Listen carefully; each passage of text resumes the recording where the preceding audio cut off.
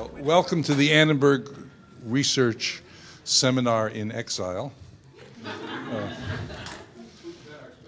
Well, there are building workshops going on up there, planning the future, which is in fact quite appropriate for our talk. Well, our speaker today is so special that she needs to be introduced by somebody else. So I'm actually going to hand this over to Ben Stokes, who will introduce our speaker. I just wanted to welcome you all, Ben. And Ben needs an introduction. Actually, the other thing that needs an introduction is just that it's exciting that this series sometimes asks for input from students, and so thank you.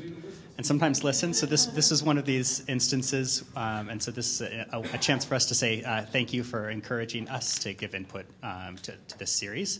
And Colleen and I go back to New York and beyond, and you may have seen her, whether it's on Twitter, Colleen Macklin. I'm just, sign up for her tweets, or her blog, which is Recreation Time, which gives you a hint at some of the stuff that Colleen looks at. You're going to be hearing about games, of course, and probably lots of other things, but I'll just mention very briefly that Colleen also has done international development work in China with Nokia, has done a bunch of stuff with mobile. Her work in design comes out of her background in computer science, and as well as the arts of design. She's at Parsons, the new school for design, where she runs a lab called Pet Lab. And she'll tell you all about this and more, but it's very exciting to have Colleen here. Also because I think we often talk about innovation, and we talk about the need for technology, but the role of design in that process is one that I think we in the communication school are still starting to figure out. So that was one of the reasons that I was really excited to have a designer as part of this series as well. So turn it over to Colleen now. Great, thank you, Ben. I think I might be kind of hard to introduce because I have a background in photography, computer science, and international affairs, which is, what does that add up to? I'm not quite sure.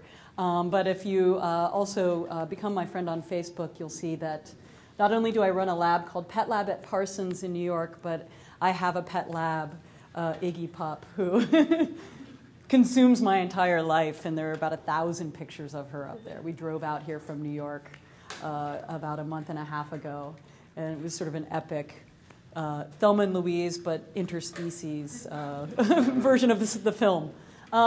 Anyway, great. Thank you so much for coming. Nina, Ben, Larry, thank you so much for having me here. I'm thrilled. I love that we're in the space in exile. I don't know if you know this, but Parsons is part of the New School, and the New School is its nickname, or it was known as the University in Exile. A lot of European scholars came to the New School during the lead up to World War II, so I feel at home. It's wonderful. I'm going to be sitting here, so I apologize to those of you over here on stage right. If you want, you can kind of scoot over here. It might be a better view. I felt like sitting behind the table was a little too much space. So the talk today is called Systems at Play. Looking at the world like a game designer, I guess I kind of identify with the field of game design kind of first and foremost. That's what I teach a lot at Parsons, although I've taught other things like interaction design, but that would be that's sort of the perspective of this talk. I'm trying something completely experimental today on all of you, so we'll see how it goes. We had a little challenge setting up. Okay, so here you see a variety of being a visual designer. We are all about our visual branding, but Pet Lab, the logo on the left, is sort of part of my work. Projects like Activate, Reactivism, Budget Ball, which I'm sprinkling throughout the talk. We'll see if we discover them and unearth them. Work with the Red Cross. And then over on the right-hand side, Local Number 12, which is a group that I'm part of. We do a lot of experimental games using Twitter or other kinds of social phenomena. I don't know how many of you were at the Game Developers Conference this year. Anyone at GDC? All right. Well, then you wouldn't have a deck of metagame cards, but you'll be able to get your own if you contribute to our Kickstarter campaign. But I'll show you a little bit about Metagame, which is our most recent game, which was played at GDC. Okay, so the way that I'm going to run this talk, I was raised on these, right? As a matter of fact, my first experience with games was with a machine similar to this, but without a screen. It actually just printed out on reams of that green and white striped paper what was going on, and it hooked up to a network using a telephone into a suction cup style device, right? That was my first experience playing a video game, and it was called Adventure. My aunt worked for Digital in Columbus, Ohio, and I was hooked from there completely.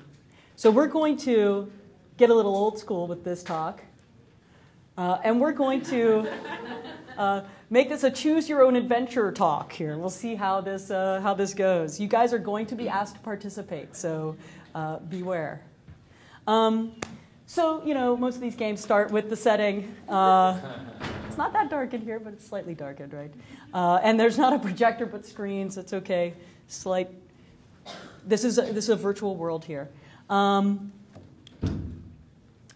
So the talk is subdivided into about 10 different topics, and you guys are going to choose which way we go on the branching path.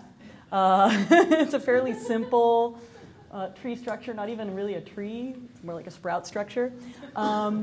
So I'd like to hear, maybe Larry, you should be the first to choose. Rules or play? All right. Yes. As an administrator, I am right with you on that one. Okay, we're going to go with rules. Okay, so most of us think of rules, right, as these kind of things that are all these things you're not allowed to do. Well, game designers, what they essentially do is come up with rules.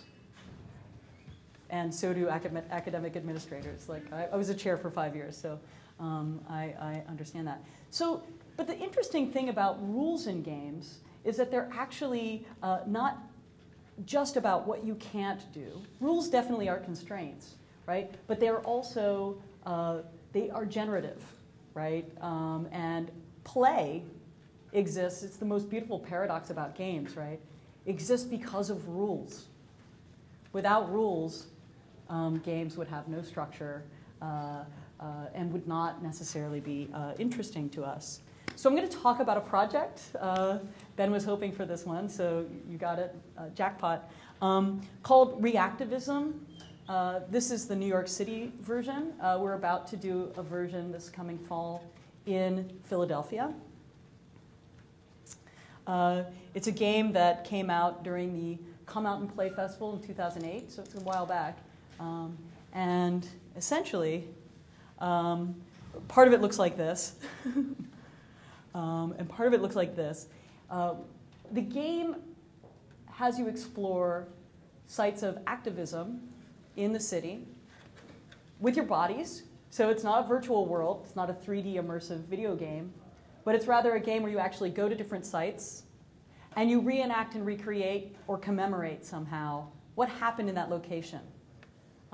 So here you see the Stonewall riots that happened in 1969 in the Village, or a more recent war protest, or Jane Jacobs versus Robert Moses, you know, the sort of urban planning clash of the titans.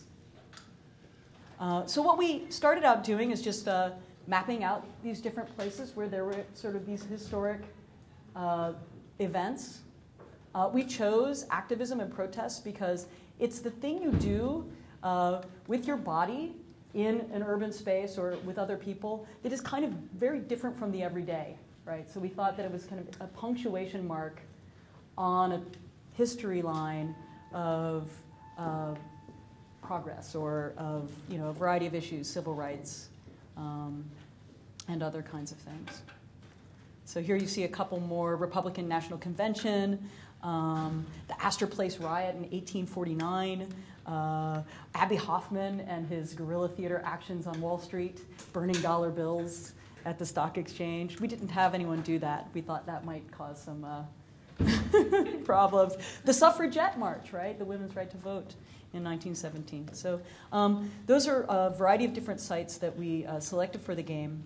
And essentially the way you play the game and the way it works is that you use a mobile phone, and it's the lowest common denominator. There's no special GPS or fancy bells and whistles with this game. It's text messaging and using the phone camera. That's basically it.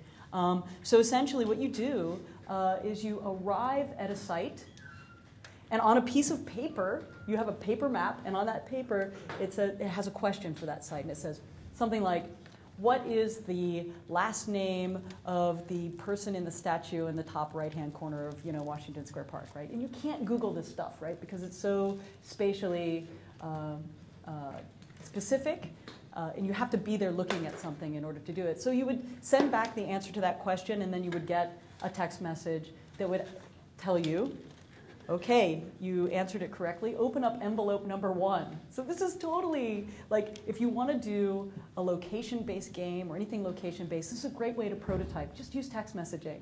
And then you can figure out all of the geospatial stuff or get Ben to help you with that.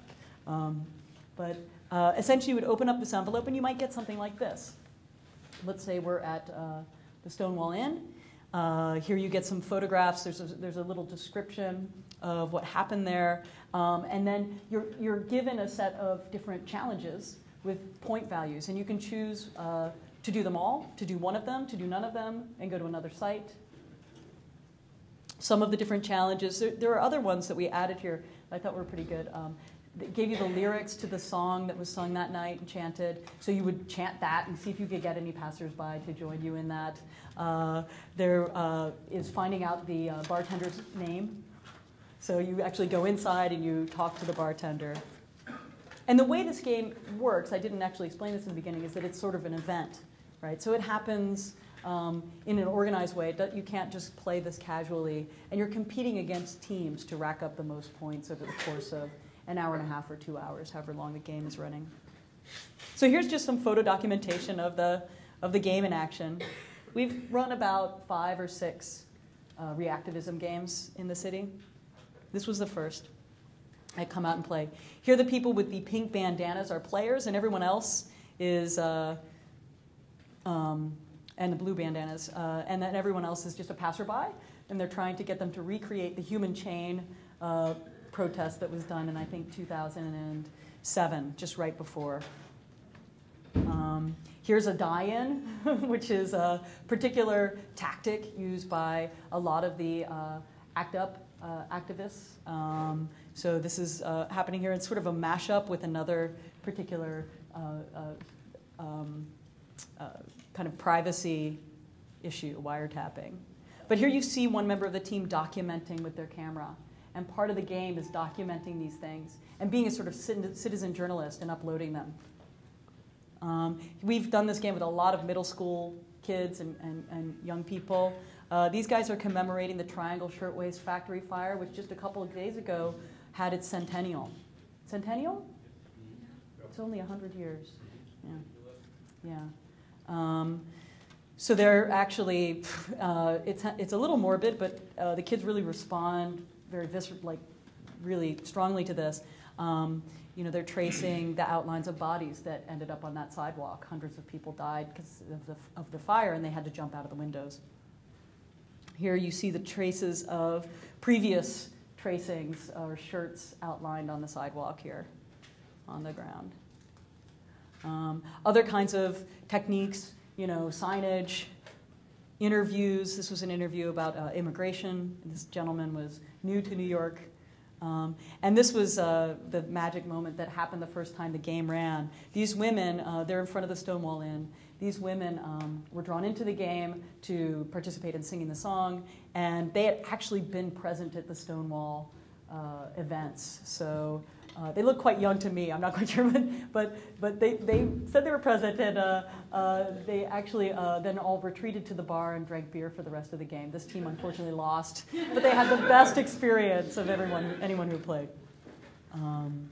So what do I mean when and finally, we've had other cities and other groups take on the structure and framework of the game and run their own.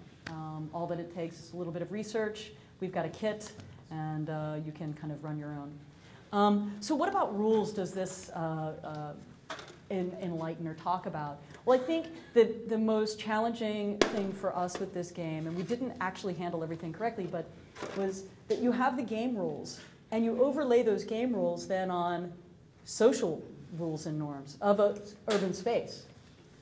Everything from crossing the street, when you can cross the street. If it's a racing game, there's a tendency to, well, in New York you don't pay attention to the lights anyway, but there's a tendency to run across the street, to going up and breaking that wall between you and strangers and asking strangers to participate in things.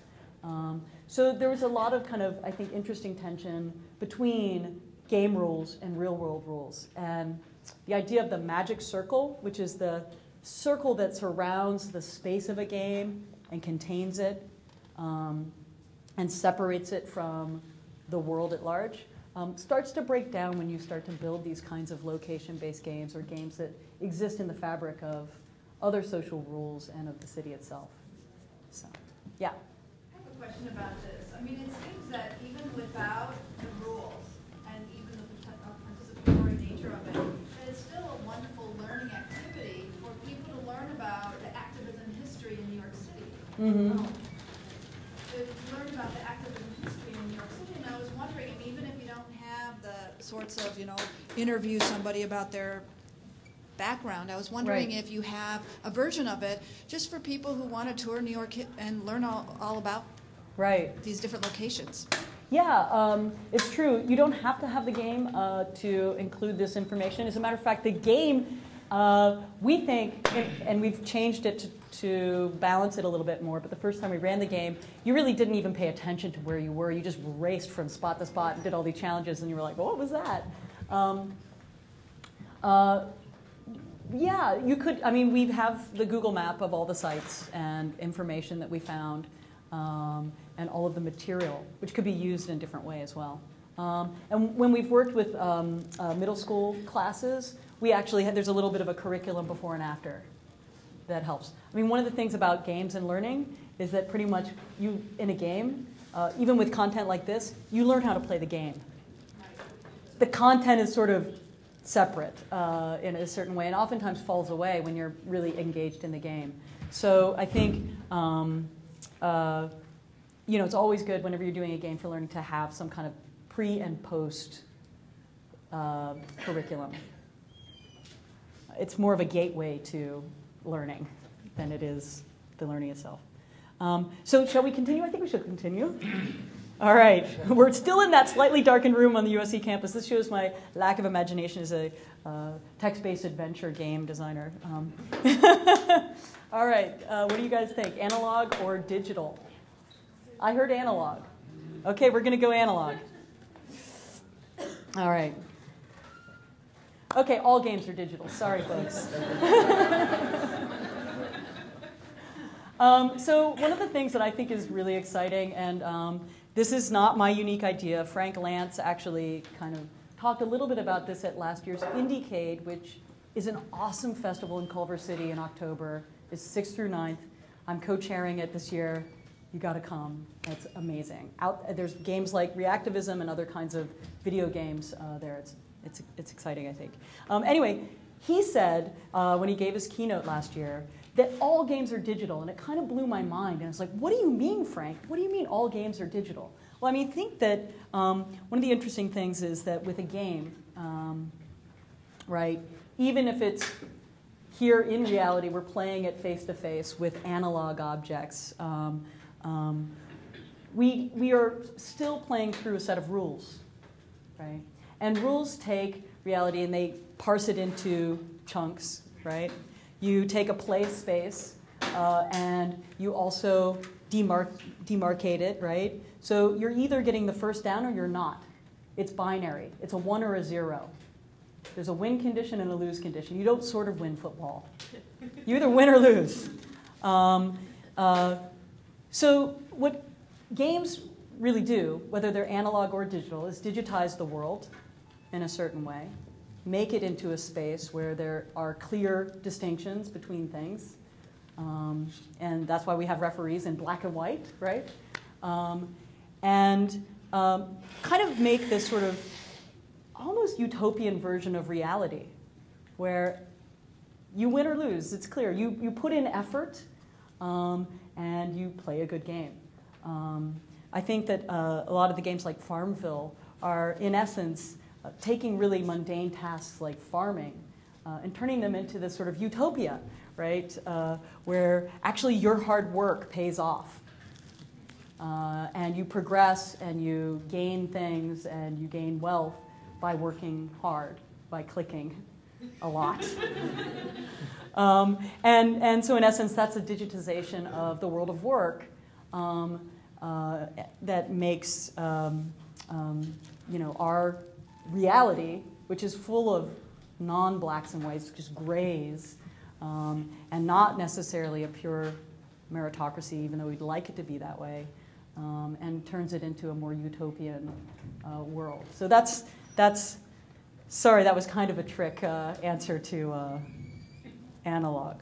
The thing that I'm really interested in is how we can take real-world systems and try to break them down into sets of rules and find ways to kind of artistically convey things that happen in the world through the very stylized and kind of digitized world of games, whether they are analog or digital.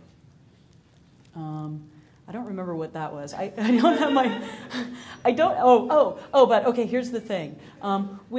With analog games, you need to be the computer, right, most of the time, or the referee needs to be the computer. A human becomes the computer. They're the ones who know the rules, right, and make sure that the rules are followed. Whereas in a digital game, that's offloaded. You don't need to know the rules of a digital game. You try it, and you fail, and through failure, you learn what the rules of that system are.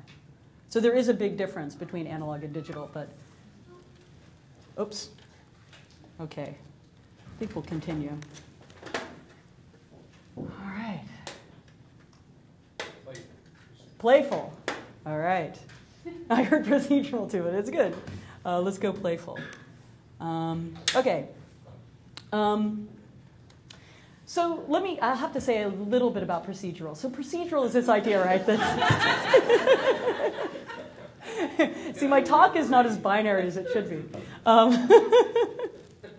But if you play text-based adventures, you'll find they're kind of like this too. But anyway, so a lot of people think of or have been writing about games and thinking about games as these sort of sets of procedural rhetorics, as the kind of code that creates meaning. We had Ian here. You had who? Oh, Ian, great. So, awesome. I'm glad you didn't choose procedural, because I talk a little bit about Ian there. But Ian and his whole kind of new work in object-oriented ontology, I think, is really exciting and looks at games in that way. The other way that people look at those games, and as a matter of fact, just in the last couple of days, I don't know if you followed the Game Network lists, but there's been a war between Miguel Sicart and Ian Bogos. It'd be great to get them both here, right? Because Miguel is sort of coming from the playful, or the player creates meaning side, and I'm oversimplifying side. And he's running a conference called Against Procedurality, which kind of sparked this whole debate. And Ian is coming from more the procedural side of things, that the technology and the code has meaning. And it's been fun to watch. So I'm sure there are archives there somewhere. Okay, so playful. There's this amazing book called Pilgrims in the Microworld. Have you read this? Right away. You have to. 1982, I believe, David Sudnow, who was a pianist. He's taught the Sudnow method of, he unfortunately passed away in 2007, but he taught this sort of special piano method. Larry, do you know where he taught? He was out here in LA. I thought he was in Montreal. Oh, okay, maybe, yeah. When he wrote this book, he was in California, near here, I think. And he, at the age of 43, became obsessed with the game Breakout, which you saw the screenshot from before. And he writes about this game at such depth that I never thought of Breakout as this game that has so much depth, but it really does because of what he experienced in trying to master the game. He ultimately played, this is a spoiler alert, but it's okay, it doesn't really spoil anything. He played the perfect game, meaning he did not lose a ball. With one ball, he made it to the end of the game. And his methodology for doing this is madness. He would bring the Atari with him and plug it into the television in a New York City hotel room. He was really, really obsessed. But what he says, I think, still holds today, and I think it's really beautiful, this quote from that book. He's trying to figure out, what is this new form, right? The Atari VCS was a new thing. It brought video gaming kind of to the masses. And he's a pianist, right? So he's used to the haptic quality of his craft and learning with the body, with the ears. And he writes about playing video games kind of as a pianist would. But he says, without the natural organic inventiveness of our bodies, right, there'd be no video games. And that the interesting thing about the games themselves, right, and how we adapt to their meager resources. I mean, in that case, back in the day, the graphics and everything else was incredibly meager. Really thinking about play as something that you do with your body, I think is something that's oftentimes lacking. People imagine people sitting sedentary, couch potatoes, playing video games, and not really using their body. But it is so intimately connected to how you play and what you do. If you see people playing racing games, they're going like this, right, when they're turning. And there is something happening there between the virtual and the physical. There's a great book called Game Feel, which you also should check out. Pilgrims in the Microworld is available as a free downloadable PDF, so you have no excuse. You should get it. Game Feel, I'm sure you can find it that way too, but it's actually a book that you buy. And Steve Swink, who's an indie game designer, wrote this beautiful book 2 years ago where he really broke down into the detailed minutia, what happens when we play a game between our bodies and the screen, and how, as a designer, you make a game feel a certain way. Does Super Mario feel light, when he has the wings and you're just helping him fly, or heavy when he becomes big and he just stomps everything in his way? How does the game itself feel is something that game designers haven't really talked explicitly about, but is a really, I think, fascinating topic. And it's oftentimes people think of games as a medium that contains content, that communicates that content. But the content of, Grand Theft Auto, let's say, right? So much of that is in the way that the game feels when you play it. How strong do you feel as the character, or weak, or how fast are you? How in control of the car are you? The interesting thing about Grand Theft Auto is that the physics when driving the cars is all wacky. It's really hard not to run over people.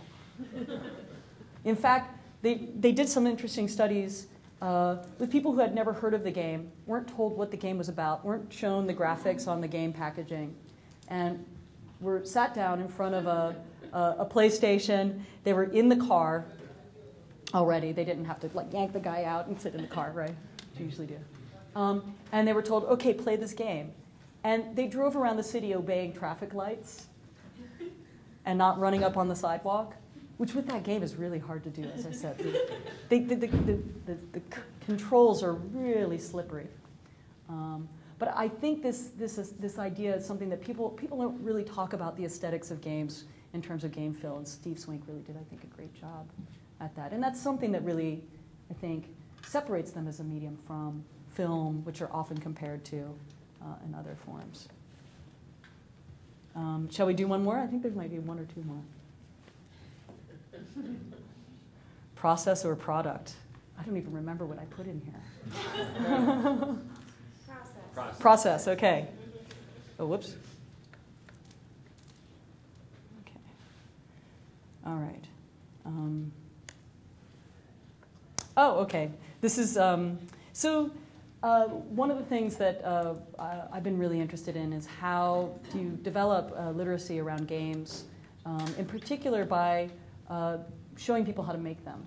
Because I do think learning how to design a game, you end up learning a lot of different things. There's the obvious quote-unquote STEM skills that are, the hot topic right now. There's the Obama STEM challenge, which I keep calling the stem cell challenge. It's not that.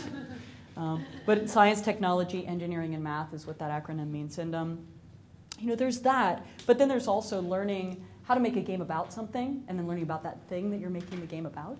If you're making a game about an undersea adventure, you have to learn a little bit about what it's like to go diving. So this is a curriculum that we've made out of Pet Lab to show young people how to make games. We started making a curriculum for the Boys and Girls Clubs, and it's now used at their clubs. And then we took and made more of a kind of popular consumption model called Activate, which looks like this, bright colors, which we piloted last summer in Beijing at the Dandelion School, which is a school for immigrant families' children. And a lot of it looks like this, like wonderful faces in the glow of the computer monitor. We teach them how to use Game Maker and do some basic kind of coding. This is a game called Drop Cycle. It's about recycling, but it's really just a game of playing things fast. And then this is a solar game involved in, they're modeling the game actually physically before they make it on the computer. So they're learning how solar panels and solar energy works by using their bodies to play the different parts, and then breaking that down into code. We do this thing called physical programming, where one person is the computer and they tell the instructions and other people do it. I don't know if you've ever tried this exercise, make a peanut butter sandwich, right? Or a peanut butter and jelly sandwich. And you pretend you're a computer and you're like trying to put the knife in the jar without it being opened first, right? There's all kinds of things. You forget that computers need to know explicitly. So that's that. We'll do one more. How about that? I think this might be the last one. Gamification or lifeification? Okay. You guys are so answering the politically correct ones, I feel like. It's like product and gamification. We need more return on our investment in this. Okay, lifeification. This is sort of a little section of my 5-minute micro talk at the Game Developers Conference this year. This is an image from that slide. So I have to talk a little bit about gamification first.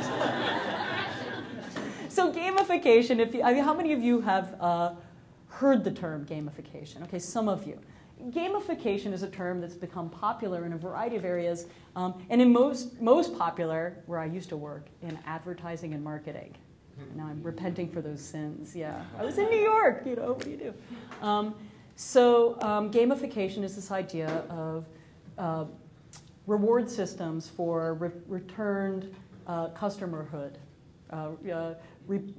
repeat buying, essentially. So I'm a victim of this. I only fly Delta, right? Because I want my points and my rewards. And that's at its base level what gamification is. At its higher level, you have people like Jane McGonigal, who wrote Reality is Broken, kind of speaking about it in a more humanitarian way and less a marketing way, where she's, you should read her book and check it out, where she's talking about how gameplay can be converted to real-world change. It doesn't sit well with me. I don't know why. I love games for game's sake. So I'm really interested in maybe the opposite idea, lifeification, right? Where we can take things in life and we can bring them more into the games that we play. So here, I don't know why these images have much to do with that, but they're kind of amazing. But one of the things that I am concerned about, which this image does convey, is even game designers who make popular entertainment games, like Sid Meier in Civilization, gave a talk a couple years ago about how probability systems, basic probability systems, seem unfair to players. Because if you know anything about probability, even if there's a 5% chance of something happening, it could actually happen. But players are like, that's not fair. You know, I had 95% power over this other enemy that I was fighting against. It just doesn't seem fair, right? So a lot of game designers have been talking about ways to fudge probability so that it seems more fair and doesn't disrupt the kind of pleasure of playing. I say we shouldn't do that. I think that games are great ways to learn about things like probability and about life in general. That's just my take on gamification. I thought this article was interesting from Paul Krugman, this op-ed, where he's talking about this sort of new age in American politics, the war on arithmetic, but now even the war on logic, right? And the idea that games, I think, can actually help us think logically, right? When we're playing a game, we're oftentimes thinking about thought itself, and we're trying to think of what our strategy would be, and what are the chances that the person I'm playing against will do this or that. And I just think it helped. We should game the GOP and learn about life in that way. One of my favorite quotes of all time is from David Foster Wallace in a book that came out last year. And it's the idea that if you're really doing your job right, that you're just awakening people to what they already know. And I think games do that, oftentimes really well. And hopefully, I think like if there's a code of ethics for game designers, there isn't one now. But I do think, making some decisions about what we do in digital games with things like probability. It's just a simple example, but I think is key. So here's a game that is about lififying something, or using the real life in making a stylized game. It's called Budget Ball. This will be the last example. So it was a game that I designed out of our lab at Pet Lab with area code, which is now Zynga, New York. Talk about game ethics. But I think Zynga is really, they're really doing some very smart things by hiring and buying companies like area code. I think we're going to see some really exciting games come out of that collaboration. It was funded by the Peter G. Peterson Foundation, which is a group that's really interested in raising awareness about the state of the country's finances and the debt that we're in. We worked with the National Academy of Public Administration, which is a Washington think tank, and they have access to Congress and all of these different players in the budgeting. MacArthur was our matchmaker. They were the yenta that brought us all together. So I'll just let this play. Shows you an example of the game. So our task was, how do we make a game that actually could get undergraduate students excited about the federal debt? Our first idea was pizza. It's got to have pizza. But we went another direction. So we designed a sport that in and of itself is really fun to play. And that's very accessible. It's sort of like extreme frisbee, so that with any athletic skill, you can still play. You don't run with the ball and tackle people. You actually, if you have possession of the ball, you must pass it immediately. And so you're just running and passing. And that's the sort of core of the game. But that before and in between play sessions, you actually have budgeting sessions where you end up, here's one, budgeting session. I have to say, we got in really good shape playtesting this game. It's good for the scrawny game designers to make sports. You would buy power-ups like this, add a defensive player, or get a bonus scorer. or add an offensive player. So that's a bonus score. He's indicated by his wrists. And every time he gets the ball in the end zone, it's 3 points. But then afterwards, you have to pay off the debt that you've accrued by buying these power-ups with sacrifices, like losing a defensive player. Each one's a different value, as you see, or wearing a headgear, which definitely impedes your ability to play in the game.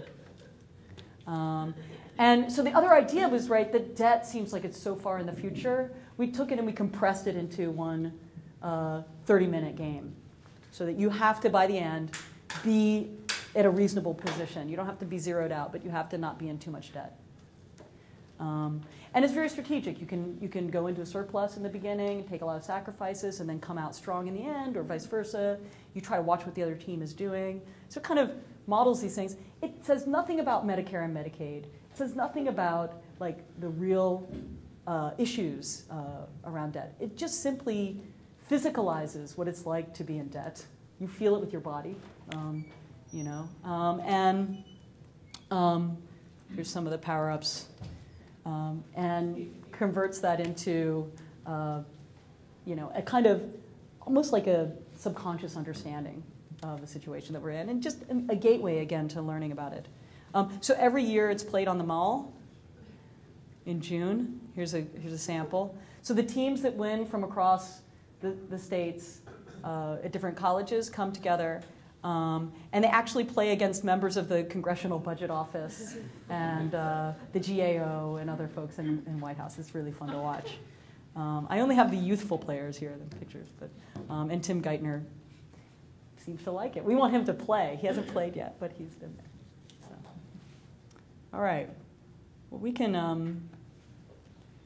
think, exit from this. So those were our choices. We had multiple choices. We didn't necessarily take all of them. I'm willing to. I don't know how much time we have. This talk can either be 3 hours or 30 minutes. So it's quarter of. So we could either dive into one more thing or talk a little while and then maybe dive into one again. We don't have to exit yet, or we can completely exit. What do you guys think? You want to talk? Do one more. Okay, which one should we do? Product. All right. I'm also trying to remember what this one is. Process and product, we're using Solowitz imagery, but metagame, this is very short. The reason I think of this as product is simply because we're looking at games as products, as things that exist in culture, circulated, and have meaning because of that. This is a collectible card game. It's actually physical cards. I just spent about 5 days sorting thousands of cards, so it really is product for especially someone who is more familiar with writing code and light things. Well, can I interrupt you, Colleen? Just to say, for those that don't go to the Game Developers Conference, this is like the biggest game place for game developers in the entire world. They come here all together, and to do the game that's the conference game is like an incredible honor. It's like the elite game designers of the elite game designers get to make the game that all the other game designers play at the conference. It's scary.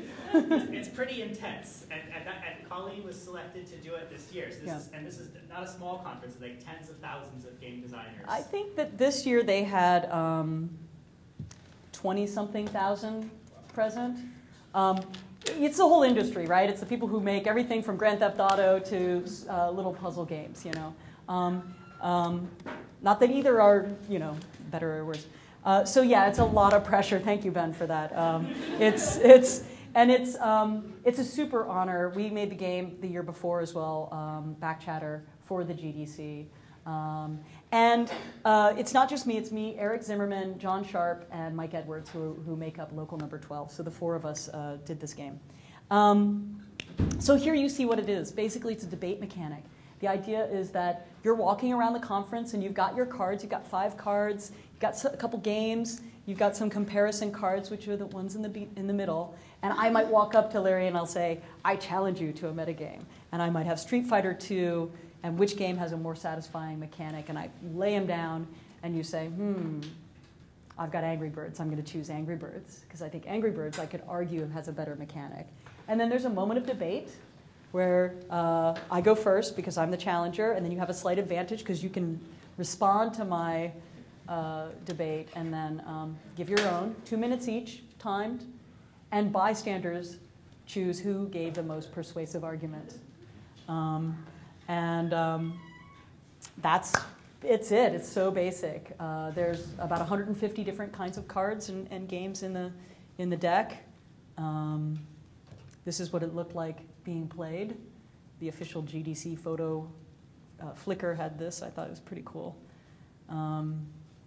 So Halo, Minecraft, what would you choose for which game gives the player more freedom?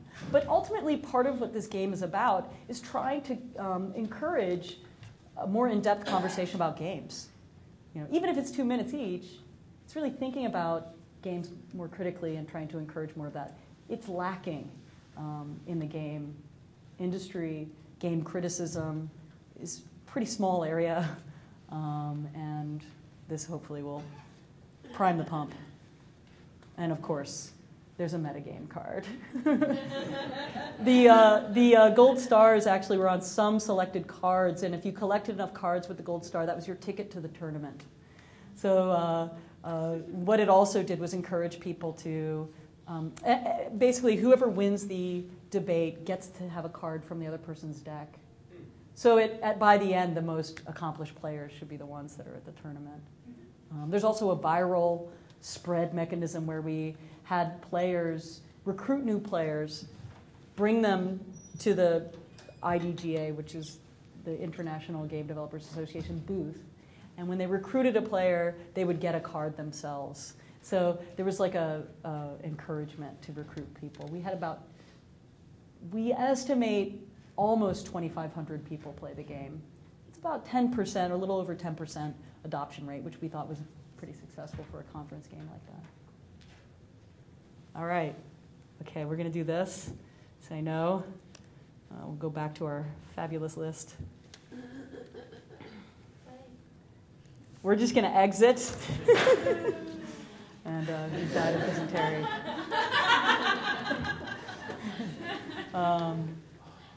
So I could do play, or if you guys have questions or thoughts or anything else.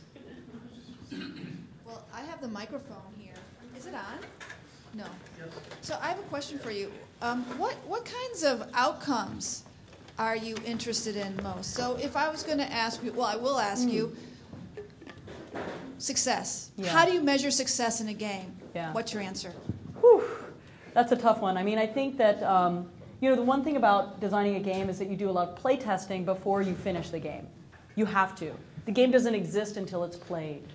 That's a little part of the played part.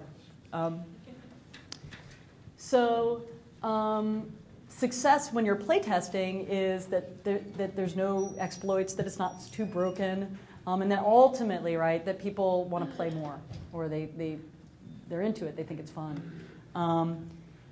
We could also measure success. We measured success for metagame based on how many people actually ended up playing. And oftentimes that's a metric, right? For a company like Zynga, making Farmville with 60 million players, success is oftentimes measured in the number of people playing, because that means something, right? That means that it's an interesting game to play. Wouldn't there also be a measure of where it would be open-endedness? I mean, I think of chess, and I don't play this game. Yeah. Chess is a game which seems to have no end. Yeah. People play it, they get better, but there's no sense if there is, say, the tic-tac-toe or something. It's a broken game. Right. So I would think the open-endedness and the sort of multiple complexities that can be added on with, I would imagine, my prejudice, the fewer parts. Yeah. One of the great things about chess is there's not that much there, but it is so complex. Infinitely continuous. Yeah, absolutely. I mean, that's one of the exciting things about games. You can have a couple simple rules, and there's all this emergent play that comes out of it. But I think that there are also games that are opposite of that and are also successful. I love games like World of Warcraft, which don't have a lot of emergent complexity necessarily, with the exception of like how I choose to build my character, but are just like, I love the world, and I love just exploring the world. So I think there are a lot of different markers for success, and it depends on the kind of game that you're making. But yeah, there's like the elegant, success of chess. It's hard to make games like that. There aren't many, yeah. Then there's also, I think, games that are more sort of based on interactive films. A lot of the AAA games that we play on PlayStation and Xbox now, I can say this because I am good friends with the designer and think he's awesome. Uncharted and the Uncharted series of games are incredibly fun games to play, but they're really pretty much linear, right? So I'm not sure, I think that those are qualities of games, but success would probably be easiest measured in, do people seem to like it, and if so, are more people playing it, word of mouth, et cetera. Yeah. So some of your games, though, seem to have social purpose in mind. Yeah. And presumably success then had something to do with what, Yeah. My question, I guess, is Yeah. do those kind of games kind of get in the way of Right. Success in terms of fun? And, Yeah, it's hard to make a quote-unquote serious game or a game about a serious topic fun. I think a lot of people initially want to make games that are more like simulations. Let's simulate, if we're going to make a game about climate change, we have to simulate everything about climate change. And they become bogged down in complexity and not that simple elegance that makes a fun game, a game that's easy to, takes a minute to learn and years to master. So you're right, I think you can make a really fun game about any topic. I think Budget Ball was a big awakening for me, and working with the folks at Area Code was really inspiring. So what it taught me is that you can make a game that doesn't talk about all the issues related to federal debt, because that stuff really could bog down the game and make it really boring, and no one would want to play it. It's kind of like, it's medicine even if it's got sugar in it, or it's chocolate-covered broccoli. Which is a term used in the Games for Change and learning games areas. So it doesn't teach you that much, but then it does kind of get you involved and interested in some way. So I guess I would call these sort of the punk rock of serious games or of Games for Change. They're like simple 3-chord progressions. They're fun to play or fun to listen to, right? And they just get you thinking in a different way, or maybe they spark some thoughts, even though the lyrics and the structure could be incredibly rough. Oh boy, I'll go over here and then here and then here. It seems to me, sort of real-world problems happen when the Budget Ball game conflicts with the climate change game, and you have sort of two game systems that were not written together and yet have to sort of live together. And how can that process be translated if you have sort of these, the meta game, where you kind of have these systems that try to undo one another, really? And then how then that can sort of be an iterative process that involves physical prototyping, and involves sort of the whole body for better understanding, multiple complex interacting systems. Yeah. Yeah, that's a really hard question, but I think there's a lot of fun possibility there, right? I remember there used to be this show when I was growing up called like Battle of the Stars or Battle of the Sexes, and there were all these different sporting events.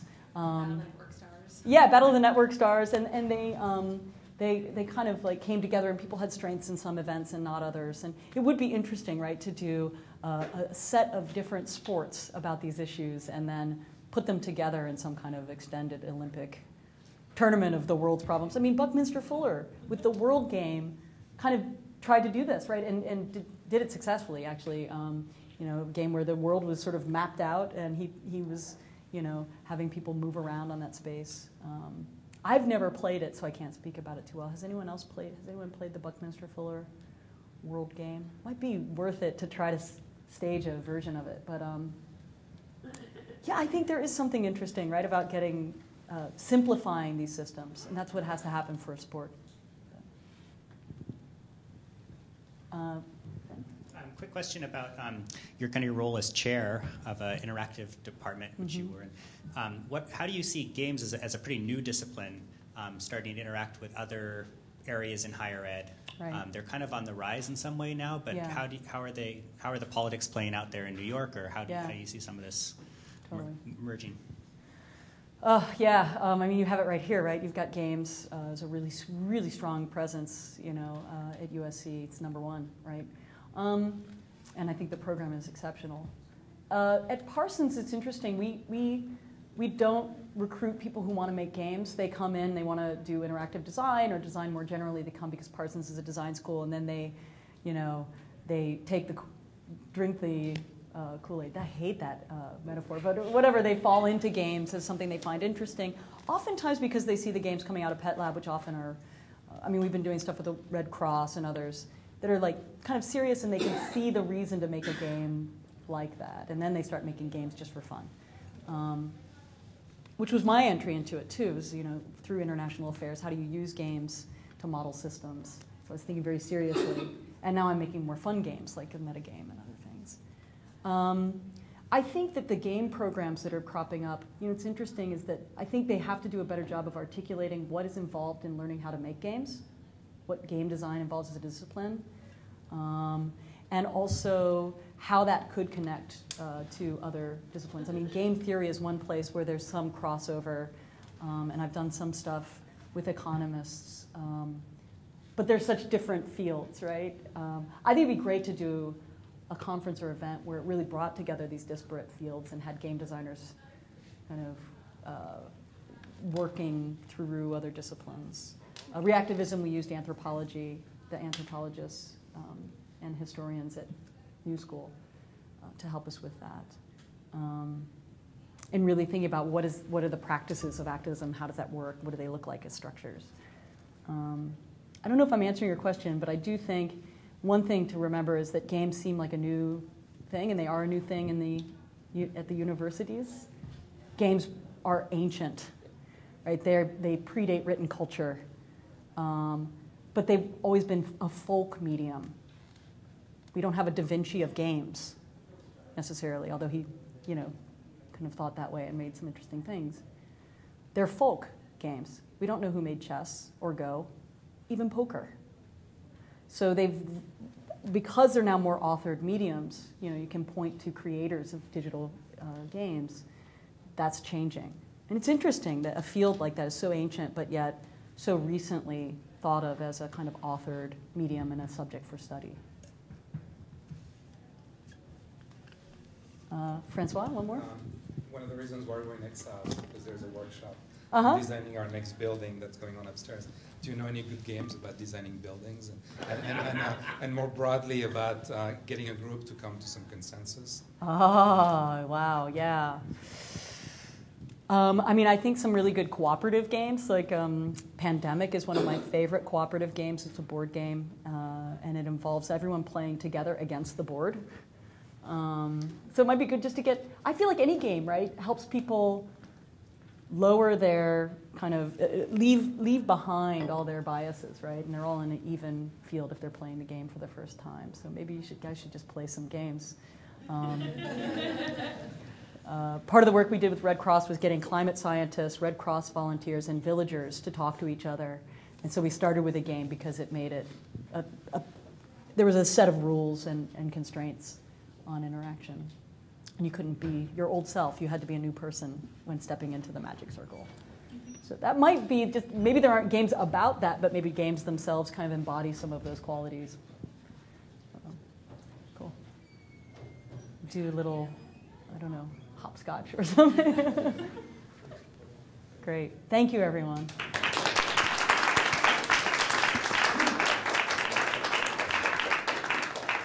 Program note, next week we'll be back in the usual spot. And our speaker will be Kirsten Thorson, who's actually right here. Awesome. New member of the Just talk to me now. New member of the journalism faculty, but communication owns a visa, so she's going to come and speak about citizenship in the 21st century. Nice. Good citizenship.